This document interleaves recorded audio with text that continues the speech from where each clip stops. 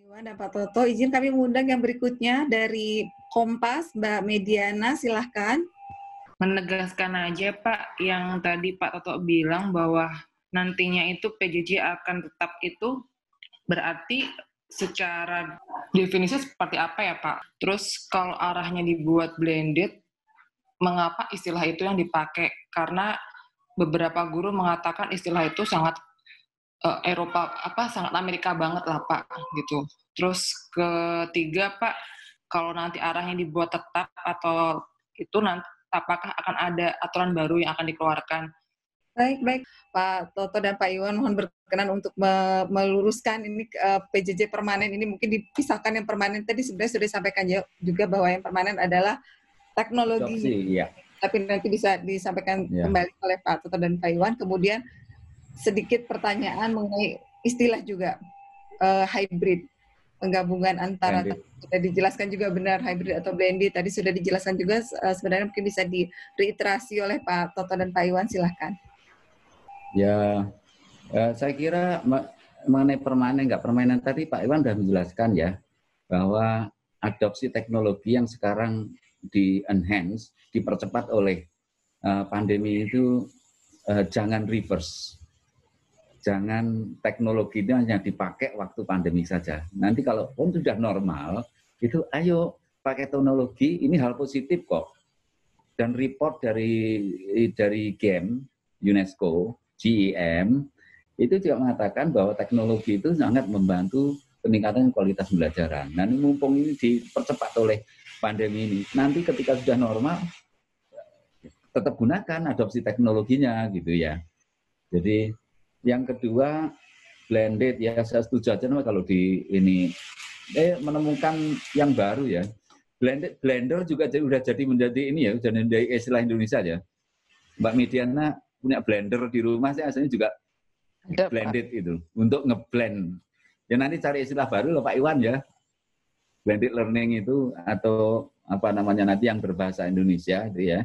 Kalau saya sih silakan saja. Tapi bahasa itu menyerap dari mana-mana mestinya oke. Nanti ahli bahasa lah yang peraturan baru. Memang untuk memastikan bahwa proses teknologi, adopsi teknologi ini menjadi kebiasaan dari kultur baru dalam proses belajar, itu yang sebenarnya untuk belajar, membuat kultur belajar efektif itu harusnya diatur atau enggak diatur, harusnya terjadi sesuatu yang baik gitu ya. Enggak untuk menjalankan kultur belajar yang baik, itu area kreatif, area inovasi itu harusnya tidak usah terlalu tergantung pada aturannya mana. Ya, enggak ada yang dilanggar itu. Itu yang mungkin yang kita perlu menderegulasi tentang bagaimana kurikulum dijalankan. Tidak segala sesuatu itu tergantung pada aturan. Ada sesuatu yang perlu diserahkan kepada area kreatif dan area inovatif. Nah, lulus. Tetapi kita sedang juga menyederhanakan KIKD, kompetensi inti kompetensi dasarnya, dikurangi beberapa yang tumpang tindih. Oke, salah satu saja.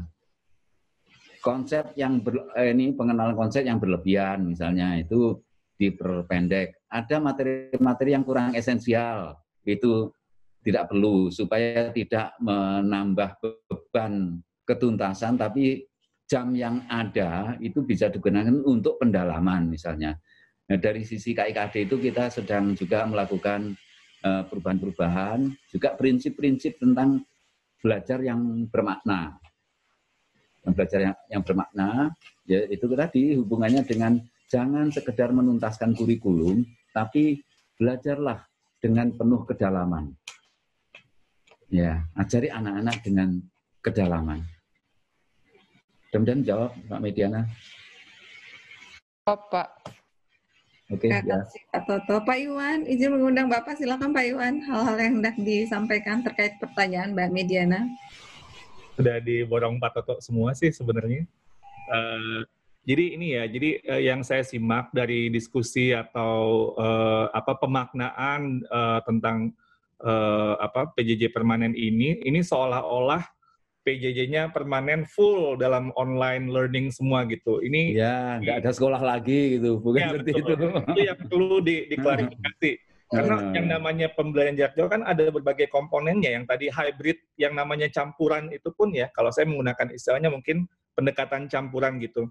Itu juga bisa ada gradasinya, ada yang 10% online learning gitu, ada yang 90% tatap muka gitu kan, ada yang mungkin 40, 60 dan sebagainya. Itu tergantung sekolah, tergantung guru dan lain sebagainya. Mungkin teman-teman pernah mendengar kata metode yang namanya flip learning ya, flip learning. Jadi dibalik gitu, flip school gitu. Jadi yang pekerjaan sekolah itu dikerjakan di rumah, pekerjaan rumah itu dikerjakan di sekolah gitu. Jadi yang gurunya merekam gitu ya, yang penyampaian materi itu dilakukan di dalam teknologi, diupload terus kemudian di-share ke murid-muridnya. Jadi murid-muridnya dengar presentasi gurunya, lalu kemudian atau baca bukunya dulu di rumah gitu ya. Lalu kemudian ketika masuk di kelas itu langsung diskusi atau ada ngerjain project dan lain sebagainya. Yang tadinya itu harusnya kalau di yang tradisional atau konvensional, guru menjelaskan di kelas, lalu kemudian siswa kemudian di sesudah kelas itu mengerjakan tugas kelompok, bareng-bareng dan sebagainya. Ini dibalik gitu.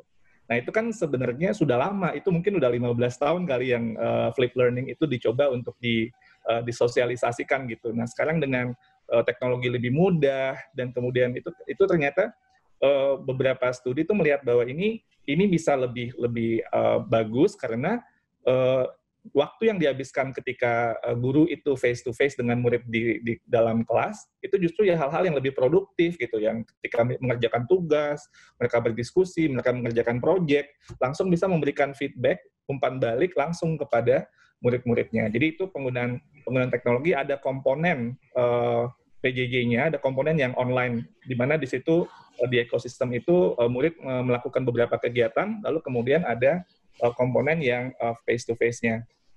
Nah, ini tergantung variasi seperti ini tergantung pada masing-masing guru dan sekolah dan lain sebagainya. Jadi ini yang perlu dimaknai. Jadi ini yang konteks PJJ itu juga jangan berarti everything ya harus ada dalam konteks online.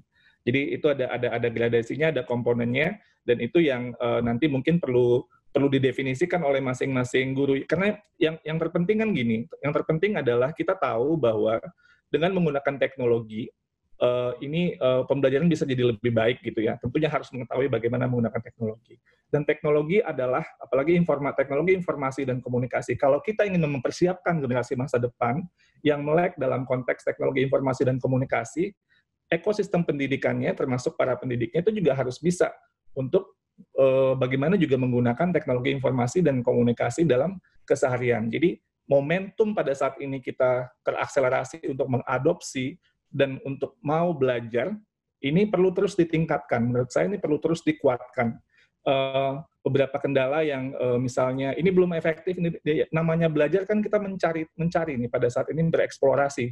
Bagaimana bisa menemukan hal yang baru yang bisa efektif buat kita itu kan perlu waktu. Kalau Thomas Alva Edison menemukan bola lampu listrik itu kan sampai 1000 kali percobaannya baru bisa.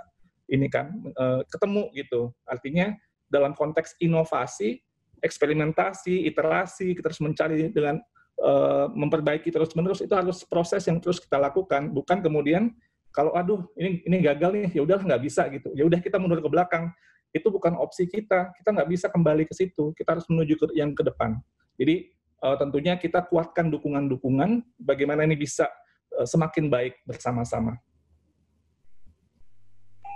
Baik, terima kasih Pak Iwan dan Pak Toto atas penjelasannya. Saya kira teman-teman Mbak Mediana dan teman-teman sudah sangat clear bahwa yang dimaksud dengan permanen ini tersedianya berbagai platform PJJ, baik yang termasuk yang bersifat daring, luring, yang tentunya akan terus dilangsungkan guna mendukung siswa dan guru dalam proses belajar mengajar.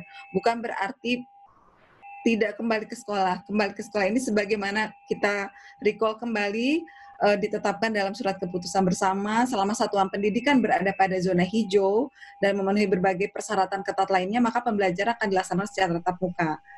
Gitu. Dan kita optimis tentunya jumlah daerah yang akan melakukan pelajaran tatap muka akan terus meningkat seiring dengan waktu. Sehingga yang tadi dapat disampaikan kembali bahwa yang dimaksud dengan permanen ini adalah tersedianya berbagai platform PJJ.